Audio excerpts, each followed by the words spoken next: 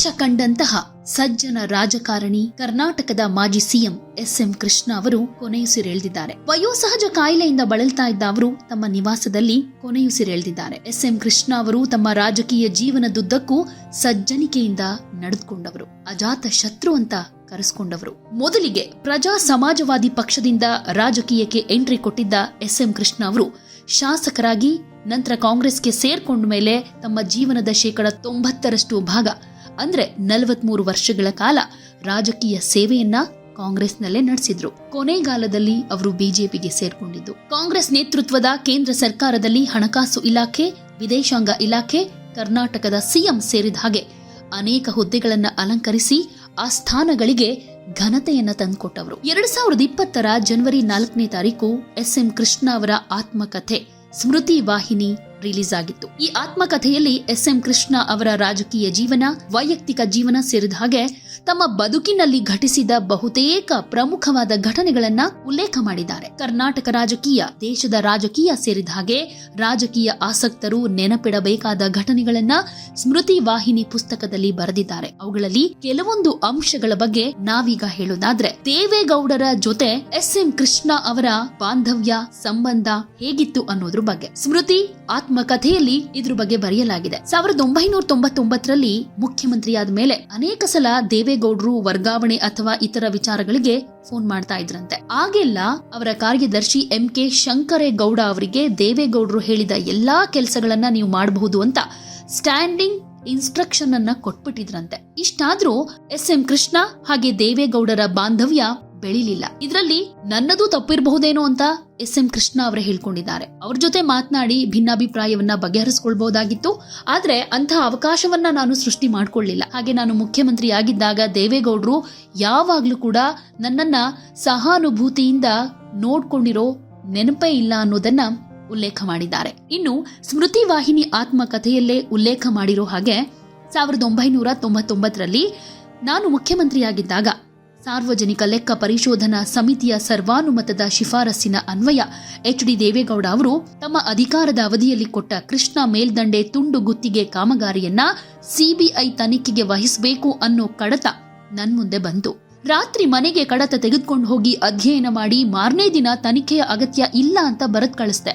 ವೈಯಕ್ತಿಕ ದ್ವೇಷವನ್ನ ಸಾಧಿಸ್ತಾ ಕೂತ್ರೆ ಸಾರ್ವಜನಿಕ ಜೀವನದಲ್ಲಿ ಯಾರಿಗೂ ನೆಮ್ಮದಿ ಇರೋದಿಲ್ಲ ಅಂತ ಸ್ಮೃತಿ ವಾಹಿನಿ ಆತ್ಮಕಥೆಯಲ್ಲಿ ಎಸ್.ಎಂ. ಕೃಷ್ಣ ಅವರು ಉಲ್ಲೇಖ ಮಾಡಿದ್ದಾರೆ. ಈ ಕೆಲವೊಂದಿಷ್ಟು ವಿಚಾರಗಳನ್ನ ಅವರು ತಮ್ಮ ಆತ್ಮಕಥನದಲ್ಲಿ ಬರೆದುಕೊಂಡಿದ್ದಾರೆ ಅನ್ನೋದಾದ್ರೆ, ಎಚ್.ಡಿ. ದೇವೇಗೌಡ ಹಾಗೆ ಎಸ್.ಎಂ. ಕೃಷ್ಣ ಅವರ ಮಧ್ಯೆ ಉತ್ತಮ ಬಾಂಧವ್ಯ ಇರಲಿಲ್ಲ ಅನ್ನೋದು ಅರ್ಥವಾಗುತ್ತೆ. ಜೊತೆಗೆ ದೇವೇಗೌಡರು ಎಸ್.ಎಂ. ಕೃಷ್ಣ ಅವರ ಬೆಂಬಲವನ್ನ ಕೇಳಿದ್ರಂತೆ. ಅದು ಇದು ಮಾತನಾಡ್ತಾ ಇರೋ ಸಂದರ್ಭದಲ್ಲಿ, ಅಂದ್ರೆ ಈ ಆತ್ಮಕಥನದಲ್ಲಿ ಏನೇನ್ ಉಲ್ಲೇಖ ಆಗಿದೆ ಅನ್ನೋದ್ರ ಬಗ್ಗೆನೇ ಹೇಳೋದಾದ್ರೆ, ನೋಡಿ ನಮ್ಮ ಕುಮಾರ ಕನಕಪುರ ಕ್ಷೇತ್ರದಿಂದ ಲೋಕಸಭೆಗೆ ಸ್ಪರ್ಧಿಸಬೇಕು ಅಂತ ಹೇಳ್ತಿದ್ದಾನೆ, ನೀವು ಅವರಿಗೆ ಆಶೀರ್ವಾದ ಮಾಡಬೇಕು ಅಂತ ದೇವೇಗೌಡ್ರೆ ಕೇಳ್ಕೊಂಡ್ರಂತೆ. ಸೊ ದೇವೇಗೌಡ ಅವರ ಕೋರಿಕೆಯನ್ನ ಮನ್ನಿಸಿ, ಗೌಡ್ರೆ ನಾನೇನು ಚುನಾವಣೆಯಲ್ಲಿ ಆಕ್ಟಿವ್ ಆಗಿ ಭಾಗಿಯಾಗೋದಿಲ್ಲ, ನಿಮ್ಮ ಮಗ ಚೆನ್ನಾಗಿ ಕೆಲಸ ಮಾಡ್ಲಿ, ಜನ ಆಶೀರ್ವಾದ ಮಾಡ್ತಾರೆ ಅಂತ ಹೇಳಿದ್ರಂತೆ. ತಕ್ಷಣ ದೇವೇಗೌಡರು ಆಚೆ ಇದ್ದ ಅವರ ಮಗ ಕುಮಾರ್ ಅವರನ್ನ ಕರೆದು ಕಾಲಿಗೆ ಬೀಳೋ ಕೃಷ್ಣ ಸಾಹೇಬ್ರು ಒಪ್ಪಿದ್ದಾರೆ ಅಂತ ಹೇಳಿದ್ರಂತೆ. ಕುಮಾರಸ್ವಾಮಿ ಕಾಲಿಗೆ ಬಿದ್ದ ಪ್ರಸಂಗವನ್ನ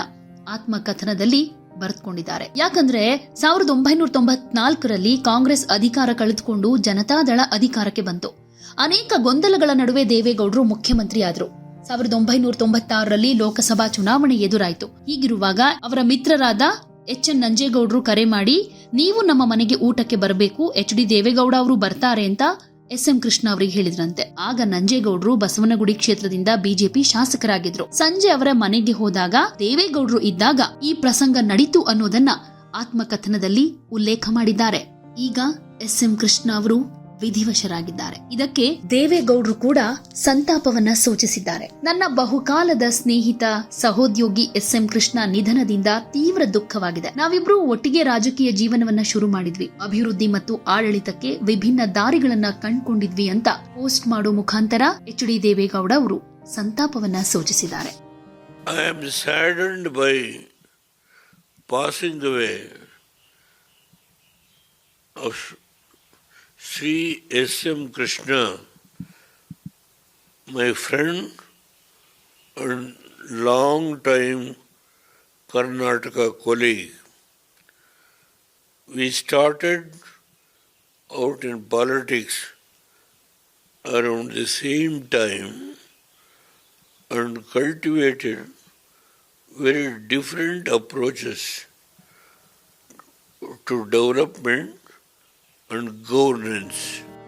ರಾಜ್ಯ ಸರ್ಕಾರ 3 ದಿನಗಳ ಶೋಕಾಚರಣೆಯನ್ನು ಕೂಡ ಘೋಷಿಸಿದೆ. ಶೋಕಾಚರಣೆಯ ಸಮಯದಲ್ಲಿ ಸಾರ್ವಜನಿಕ ಮನೋರಂಜನಾ ಕಾರ್ಯಕ್ರಮಗಳನ್ನ ನಿಷೇಧ ಮಾಡಲಾಗಿದೆ. ಹಾಗೆ ರಾಜ್ಯ ಸರ್ಕಾರದ ಎಲ್ಲಾ ಕಟ್ಟಡಗಳ ಮೇಲೆ ರಾಷ್ಟ್ರ ಧ್ವಜವನ್ನ ಅರ್ಧ ಮಟ್ಟದಲ್ಲಿ ಹಾರಿಸಲಾಗುತ್ತೆ ಅಂತ ರಾಜ್ಯ ಸರ್ಕಾರ ಪ್ರಕಟಣೆಯಲ್ಲಿ ತಿಳಿಸಿದೆ. ಇನ್ನು ಎಸ್ಎಂ ಕೃಷ್ಣ ಅವರ ಅಂತ್ಯಕ್ರಿಯೆಯನ್ನ ಬುಧವಾರ ಅವರ ಹುಟ್ಟೂರಾದ ಮಂಡ್ಯ ಜಿಲ್ಲೆಯಲ್ಲಿ ಸಕಲ ಸರ್ಕಾರಿ ಗೌರವಗಳೊಂದಿಗೆ ನೆರವೇರಿಸಲಾಗುತ್ತೆ ಅಂತಾನು ತಿಳಿಸಲಾಗಿದೆ. ಎಸ್ಎಂ ಕೃಷ್ಣ ಅವರ ನಿಧನದ ಹಿನ್ನೆಲೆಯಲ್ಲಿ ಬುಧವಾರ ರಾಜ್ಯಾದ್ಯಂತ ಸರ್ಕಾರಿ ಕಚೇರಿಗಳು, ಶಾಲಾ ಕಾಲೇಜುಗಳಿಗೆ ಸಾರ್ವಜನಿಕ ರಜೆಯನ್ನ ಘೋಷಣೆ ಮಾಡಲಾಗಿದೆ. Till tomorrow morning 8 a.m. We will permit anyone who wants to desire to pay their respect in Bangalore at the residence will be allowed here. So morning at 8 o'clock, the S.M. Krishna's body will be taken to Madhur, Somnalli, in his own land. He will be there. And from 10:30, there will be a stop at Ramnagara, Shanpatna, and then at Madhur on the way. Then at till 10:30, we will reach to Madhur, that is Somnalli. From there, we'll till 3 o'clock, all of them will be allowed to have their darshan, and the family rituals will be conducted for 1 hour. Then 4 o'clock, the state honor will be conducted, and his last rites will be done. Yeah, very sad thing. Early morning, I knew the news. So, very close attachment with some Krishnaji. Because of Bangalore paper never forgot S.M. Krishna, because the ITBT, entire India, Bangalore become ITBT hub number 1 because of S.M. Krishna and Atal Bihari Vajpayee. So, and Bangalore development, especially Bangalore development, S.M. Krishna done very much. Bangalore people always remember S.M. Krishna. Entire as a MLA, as a speaker, as a deputy chief minister, central minister, and governor, all the posts he worked hard for the nation and the state. So I think it's a great loss to the Karnataka and India. But personally, when he's joined BJP, that time I went with him for the Delhi press meet. So everything, whatever happens in Karnataka, regularly I will go and brief. So he will also guide me